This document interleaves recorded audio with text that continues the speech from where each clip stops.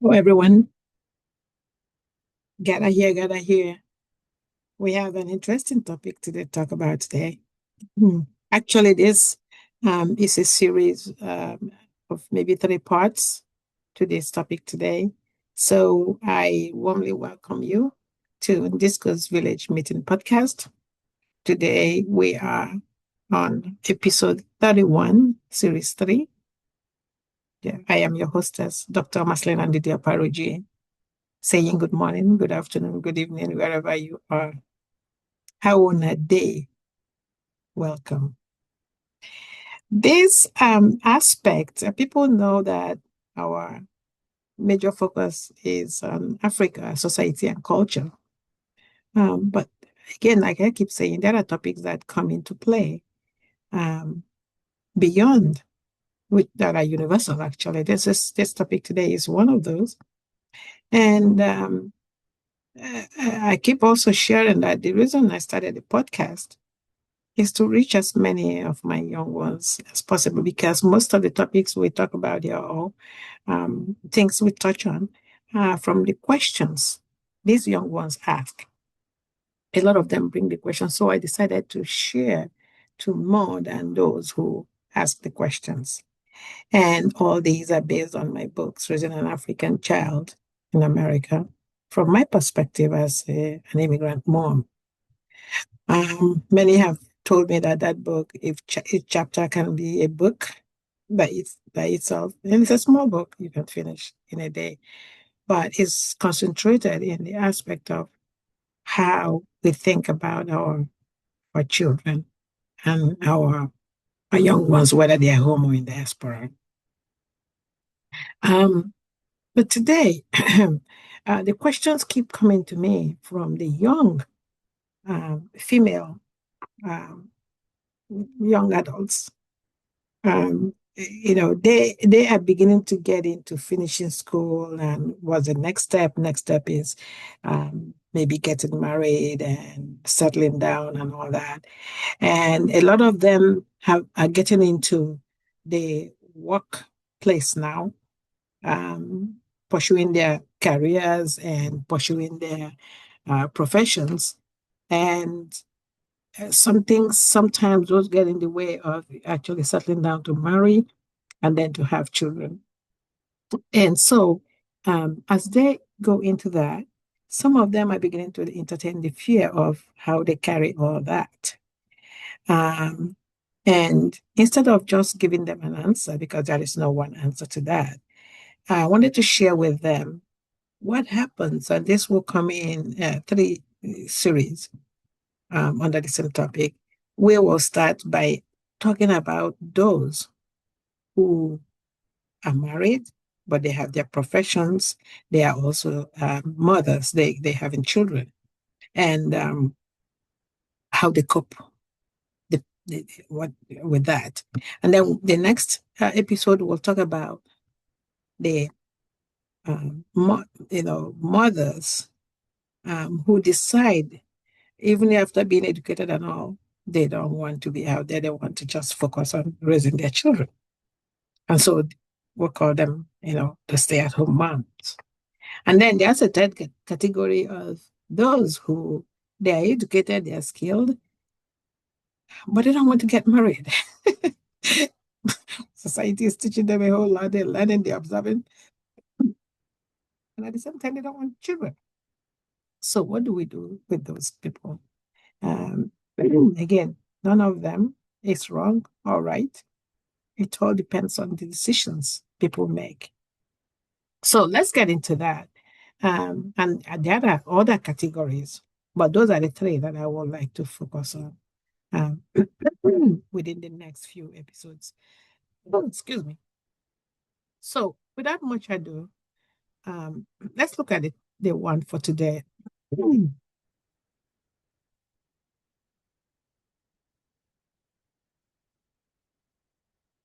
So, this one is the one that is episode 31, is saying to us some of these ladies or women are educated, some very highly, some, of moderate education, some of low education, but educated as well within the four walls of a school. Some are skilled. They may not have had the education in the four walls of a school, but they are educated on street, knowledge to the extent that they have their own professions, they have their own careers in their respective skills. So these are women who are out there. They don't want to let go of what they have learned, of the professions that they have taken or careers, but then they get married and then they start having children. The children may be from their womb, or they are being stepmoms, or they are adopting, or they are surrogating, whichever way motherhood comes to them, they are carrying all this. They have a spouse, they have children, they have their jobs. So today we're looking at, why did they get into that? How tough it is? How rewarding is it? We remember when we go back to the eras of our grandparents and those beyond great grandparents, the female child was raised not to go to school. What they did was to groom them to be able to take care of the household and the farm. And that was it. And at early age, they are married off. Nobody is expecting anything else from them, which, when you shift to today, is a different outlook altogether. The females, actually, the population, when you look at the statistics out there, there are more women in being educated than ever, than actually some areas than men. So what do you do with all these people who are being educated, and they want to do it all? For the younger ones who are looking up to getting into these, what do we have for them as something to emulate or not to emulate? It's not up to us. But what I'm trying to do is to give them the outlook of what happens, what others have gone through, what they have experienced, so that they make better decisions moving in. Because these things have really impacted lives, positively or negatively, but if these things are not planned beforehand. So let's go into this one. Why is it that women, why? Why do women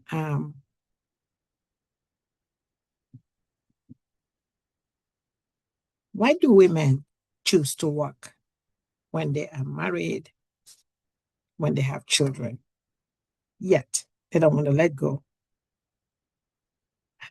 According to the schools of thought out there, one of the big reasons is they want to have it all. And having it all means what? They want professional identity. I am a lawyer.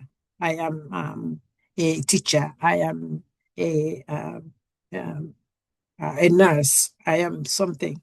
That gives them their own identity, not just to be a wife or a mom. Okay.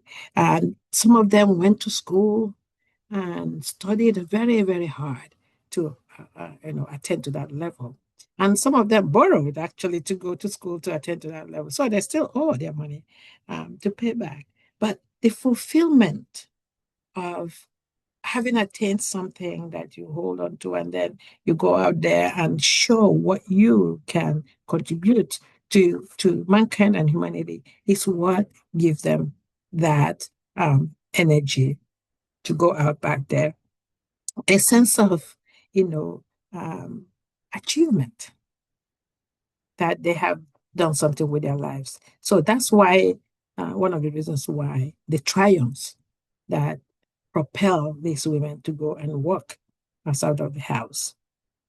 The second is the financial security that they get. Believe it or not, I just wish that the men, especially of the society, will understand that the woman who wants to attain her own financial security doesn't mean that they are trying to equate with the man. They just want something that is theirs. Maybe that was drummed into them when they were growing up as part of their upbringing to say, hey, you gotta have something you bring to the table. We always say that. What are you bringing to the table? So that's what they were. There's no competition in there. There's nothing. These things become problems when they are misinterpreted some way or the other. And there are such going on, but we're not going deep into that. But the reason why a woman will want to go back to work, carrying motherhood, carrying the household as well, being a spouse, it's also financial independence, security. And people, one of the people I talked to said, we should ask our men to consider that is a plus on their part, that the woman doesn't have to come every time to ask you for money for their eye pencil or money for, the powder for the face and all that. They can have their own money to do that and also contribute to the, family household. But, some people don't look at it that way. They call it something else, but that's a topic for another day. The third reason why women decide they want to go work outside of the house, or whether they are in corporate America or in their own handiwork, even if it is um, pressing canals. That's a profession that they have built by themselves. And the third one is a future career trajectory. They don't what we call the opt-out penalty. If they don't go back to work, whatever they did before will just vanish. Okay. And it's harder when they want to re-enter into the workforce. They have no idea of what is going on. So that's why some of them even do just part-time to keep up with what is going on in the world in their professions. They don't want to lose it all completely. They want to make sure they are, at least have an idea of what is going on. Okay. Some level of, seniority also, that even if they don't get that seniority immediately, that the fact that they are present when that comes may come to them. But sometimes that may not be the case. The number 4 aspect is role modeling. And I think that's actually one of the biggest, if um, not um, if not the biggest of all. Role modeling, it means that the work ethic that you, as a mom, who is also uh, um, holding together the household and giving birth to children and all that while you're working, that ethic is being mirrored, being really absorbed by your children. Okay. The ambition you show of continuing to work while you are carrying all this load is helping your children know that, okay, we can stand. If mommy can do all this, we why can't we? And especially the gender. The girl child they learn mostly from their mother what they are doing. And the boy child too does that, but this is where gender mimicking comes in. Our kids learn from what is going on in the household, and that the mother is not just sitting and watching TV is a big deal for them, and they will go on to become much better people in the end. So um, those are the reasons that majority gave: the personal, professional, or personal identity and fulfillment, and having it all, the sense of having it all, financial freedom or financial independence or security in case anything happens. There have been cases where the woman doesn't have anything going on, no job, nothing, and something happens to their counterpart.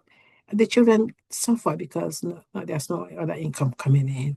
And nowadays, one income in most households are never enough. So you got to combine those. And some of them go out to work again, like we said, because it shows this kind of role model for the kids.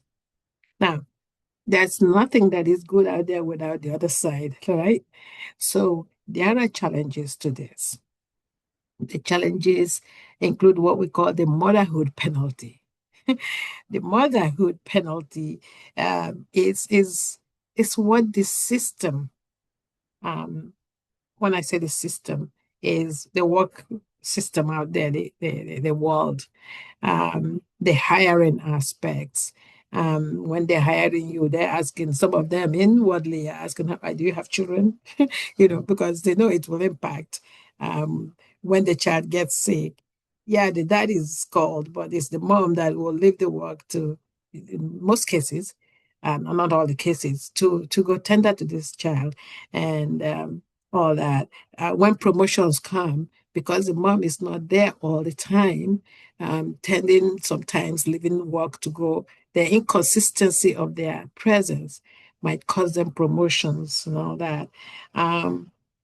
Compared to those who don't have kids, okay, and maybe some of them who are not married. So that's an aspect that is being considered as a challenge for these women. And there is nothing that they can do about it because they chose that and something has to give. There's no 50-50 in being, okay, half work, half this. No. Um, the tendency is that one has to rub off on the other. One has to give a little bit, one takes a little bit. The work sometimes does, the household sometimes does. And the other aspect is the second shift syndrome or case or phenomenon. The second challenge they have is the second shift. The moment you finish the 9 to 5, or if you're working nights, the midnight, the moment you come home, you start the next shift. You're going to cook, you're going to feed, you're going to clean, you're going to be everything else moms are or moms do. Whether you are, you have a C-suite office or whether you are the CEO, you come back, you have, unless you are really um, one of those who have everything um, outsourced to help you. But even at that, there are certain things that a helper may not really help you with than what you can do. Um, there's a workplace inflexibility. Some workplaces don't give you any chance. They don't want to hear that you're a mom. What the men are doing is what you have to do. Those who don't have children are doing is what you have to do. There's no flexibility, or you have the option of being let go. So some, people suffer through that. That is tough to handle all of that. Um, the high cost of childcare also is a reason. That's another reason why some of them go to work. Some of them look at the amount of money that they make at the end of the month or the week or whatever, how often they are paid, and then compare that to the amount they would pay somebody else to take care of their child, or even the high cost of the child, daycare or school or whatever. They decide, I would rather, um, um, uh, pay half of mine to have my children here while at the daycare while I do this. Some of them decide, yeah, it will cost me to give most of my money to job, but for my own sanity of um, fulfilling my own dreams, I'm going to dish that out and go to work. So at the end of the day, you see some people say, I don't have a penny to my name because whatever salary they made has been divvied up to the T that they don't have anything else. But, hopefully all other fulfillments will cover up that aspect. But some people, you listen to them, they will tell you, well, my child likes the daycare. And because my child is also learning from outside the home, that's a plus. So when some people juggle all this, they have reasons to do that. And one of the things we have gathered from listening to people and from the literature out there is that you have to have a coping mechanism to be able to do this. One is to make sure before you actually start getting into such arrangement, you have agreed with your partner, with your family to do that. And that's why I tell the young ones before you even marry, you have your education and all that. Talk to whoever. I see there's a lot of talking going on before you even say the I do. What does this person want, or what do you want? If you want to continue working when you're married and have children, this is it's not when the time comes that you talk about it. Talk about it before even the wedding, before the marriage and all that. So that everybody has an idea. You know, are you going to get 10 children? There are other parts of the world do that. And I know our African systems will say, oh, God gives the children. We don't have to determine. Well, today's day, there is economy aspect that is come to play. The other people will say, you know what, we don't have to talk about it now when the time comes. Or somebody will say to you, oh, don't worry, when the time comes, you can work and all that. And then they turn around and say, no, you can't. And that's where the problem starts. So ask those questions, agree on those before everything starts.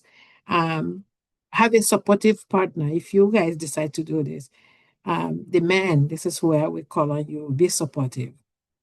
It's not just always a woman's job. You see people on TV early in the morning. The man is getting some of the kids ready. The woman is getting up. Somebody's making breakfast. Some of the one is packing up the kids, and that. It takes two to tango. So to cope, that's what is. Some of us who have extended family, this is when we call upon them as well. Help, help. And when it's your turn, you help them as well. Um, as a mother who decided you want a career and the children and the household and the cats and the dogs all being taken care of, consider flexibility with your timing. May not be full-time work, maybe part-time. Some people allow that. Maybe you find out if there are remote aspects where you do home and come to the office once in a while. Those are the things to consider. Certain things, one of the articles says to outsource some of the home responsibilities. Yeah. Um, I remember when I used to want to do it all. And one day my brother-in-law is like, well, all these, anybody who falls down, doing all this, um, life goes on. So you can engage somebody to clean your home. And she was right. So we could always get people to help out. You may not have the funds for that, but then you cut out on something else to be able to get that taken care of. Um, um, Babysitters, the young ones could babysit as well. That you don't have to pay too much to do after school. A whole lot of things that you can outsource. Nowadays, people don't really die in the kitchen cooking up and down and all that. Um, some days could be like, eat out or order in so that you have a breather. I'm saying this because a lot of women decide they want to do it all, and a lot of them are dropping dead because they don't know when to stop and listen to their bodies. They actually sometimes forget themselves. Um, if you are not there to do that, again, something will suffer. So if you are not okay, everything else falls apart. So you got to give yourself time, and that's the coping. Um, to actually, before you get the approach to approach the decision, Liberty University had suggested, calculating your finances. So you're working and you decide you want to have 3.5 kids or whatever. and a big house or small um, with 10 garages and all that. Calculate what the income would be, whether it's just one person bringing or both of you bringing income. Calculate that to make sure that, yeah, whatever your plan is going to work. Okay. Determine your value. Some women today blame the household for stunting their careers on their profession, which is wrong, in my opinion, because you could have you could have put this in your approach up front. Nobody asked you to sacrifice, but you are yourself going to be the one determining what is going to make me happy doing this for everyone. Okay. Like I said, you don't have to do it full time. Don't have to have at whatever level you want, but it depends on you to say what you want and not blame anybody else. Explore flexibility. If I decide to do this, what can I give up? What can I get? Who can help me do this? Who can help me do that? Instead of taking the job that I have to fly in, can I get a job closer that I don't have to fly out? Um, things like that. Okay. Um, do not. One of again, this local investors, capitalizes. Do not entertain societal pressure or society's expectation. This is where we get caught. When we are listening, I'm like, oh, why is she always working? Why is she? They don't know what is going on in your own household. They are outside looking in. And when they dictate that for you to say to you, oh, she's always flying. She's not never there for that. She doesn't pick up their kids. When you delegate, why do you delegate them? Those are pressures coming out from outside. They don't know why you and your husband are working and also having kids and doing it all at the same time. So get away from that. Okay. Um, Evaluate your daily aspect, your health included. Okay. What else is around you? Your extended family too. Because if you have parents, some of them could be your obligation as well. Okay. Um, that's actually these are the things that we're asked to look into. And so as you start thinking as professionals, what you have to do when you're thinking that as a woman, I have worked, I have studied hard, I have made the grades, I have made the profession that I want, but I am not letting go. I want to earn from it. Some of these people have borrowed money, big money, to pay mortgage, to pay school loan back. So stepping away from it, you're still going to pay the loan. So, but then the pull of the family, of having children, and especially these days where schooling takes so long in certain professions that the little span between old age and childbearing age gets smaller, that people are just juggling everything at the same time. But then health, you got to evaluate your health, because that's where sometimes this thing gets stuck. Nobody is going to help anybody when the health is compromised. Okay. So you think about the triumph part of it, this your self-fulfillment part of it, the financial part of it, the being a lesson um, to your children to follow that. Yes, you can. To the aspect of also things may not be as hunky-dory as you had planned them, So you might have the aspect where things are getting stuck. Okay. The motherhood aspect, the workplace you have, it may not be flexible enough to let you do what you want to do, including juggling all that. you may not have um, any choice that to come back to second shift. And no matter how many babysitters you have or maids, believe me, sometimes there are things that are beyond those that are akin to just mothers.